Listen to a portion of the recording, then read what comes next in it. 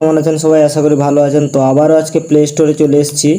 আর আজকে আপনাদেরকে দেখাবো আপনাদের হোয়াটসঅ্যাপে কেউ যদি মেসেজ করে ডিলিট করে দেয় তাহলে ওই মেসেজটা আপনি কি করে দেখবেন। তো আমরা সার্চ বার গিয়ে সার্চ করব WMR। আমরা সার্চ করলে এরকম একটা অ্যাপ্লিকেশান আপনাদের সামনে আসবে WAMR। এইটাতে আমরা ইনস্টল করে নিব। ওপেনে ক্লিক করে অ্যাপসটাকে ওপেন করব। ওপেন করার সাথে সাথে আমাদেরকে একটা ডিসক্লেমার দিয়ে দিয়েছে, এটাকে আমরা অ্যাকসেপ্ট করে নিব।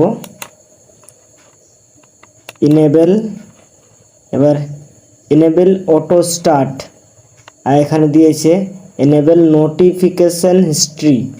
অটো স্টার্টে ক্লিক করব। অটো স্টার্টে ক্লিক করার পর আমাদের কিন্তু ব্যাকগ্রাউন্ড অটো স্টার্টে চলে এসছে। এবার ওই অ্যাপসটাকে আমাদের পারমিশন দিতে হবে।